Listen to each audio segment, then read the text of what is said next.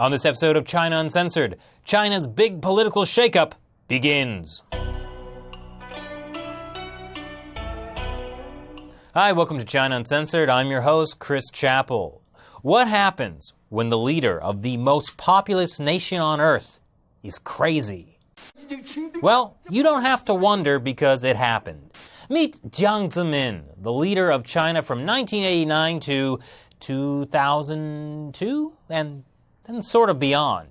He was not the most well-mannered person.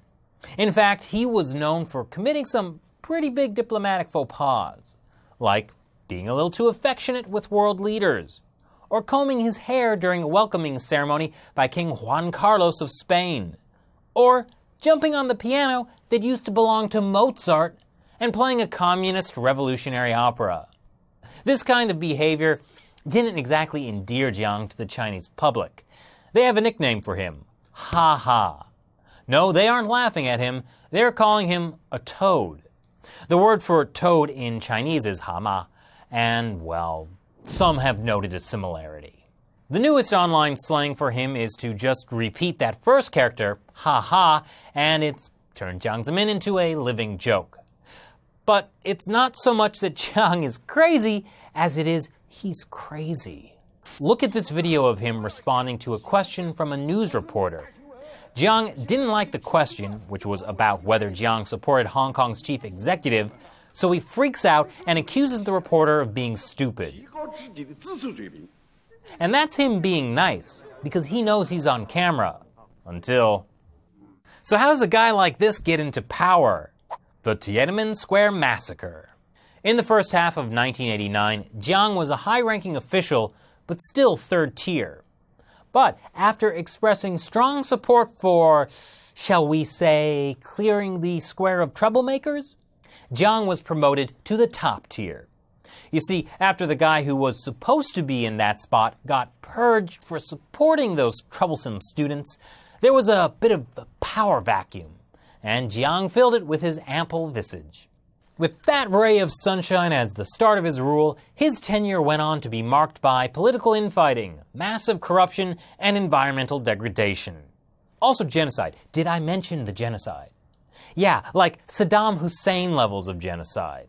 But why would anyone intentionally kill thousands, maybe millions of his own people? Because power. And Jiang loves power.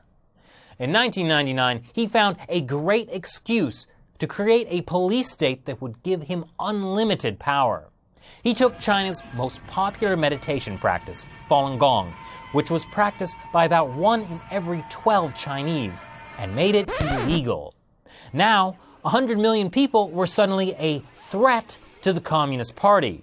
So Jiang had an excuse to create a multi-billion-dollar internal police force to, crack down on Falun Gong for doing this.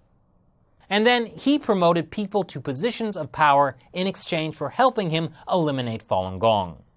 Before Jiang's official retirement in 2002, he had so many of his people in positions of power that he was able to hold on to control of the military directly for 2 more years and indirectly until very recently.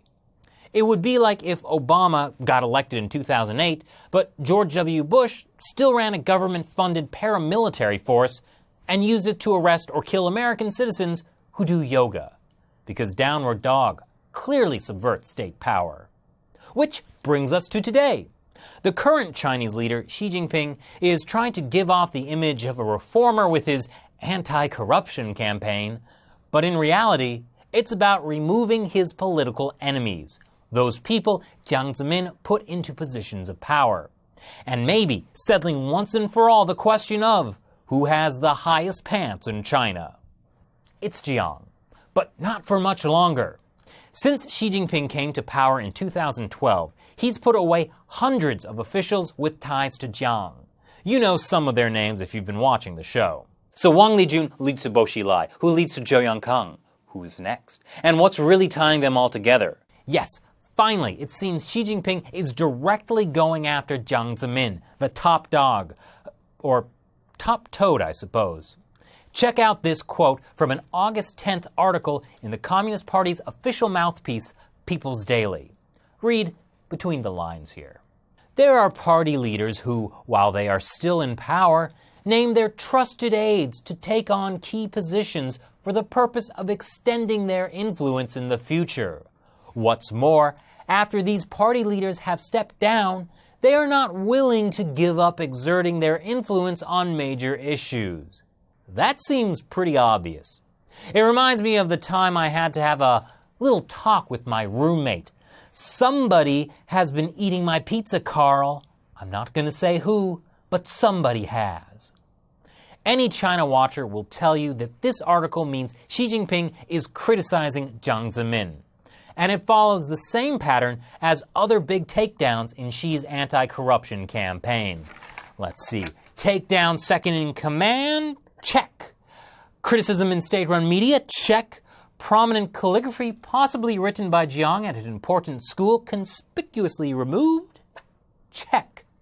Now, there are even rumors that he's been placed under control, which means his movements have been restricted. Politically savvy people in China can see that this could potentially shake the entire political foundation of the Communist Party. And it's not yet clear what will happen when the shaking ends. But remember, even if Xi Jinping successfully takes down Jiang Zemin, that doesn't mean the good guys have won. Maybe it will be like when Godzilla fights off King Ghidorah. Our saviors come back to protect us. Because even if Ghidorah loses, you're still stuck with Godzilla. So what do you think all this political infighting means? And who would you rather have rule China? Godzilla or King Ghidorah? Leave your comments below. Once again, I'm Chris Chappell. See you next time. So when you hear about China hacking into the US government's computers, you might think it went down like this. They're through the fourth firewall. One left delayed access to our mainframe. But in reality, it went down something like this. It only took one government agency that had not taken the simple step of updating its server software to open the door to an unprecedented and alarming cyber attack believed to be by the government of China. Big money news out of China last week. China's central bank devalued its currency. Beijing's decision on Tuesday to slash its daily reference rate by 1.9% has triggered the yuan's biggest one-day loss against the dollar in more than 2 decades.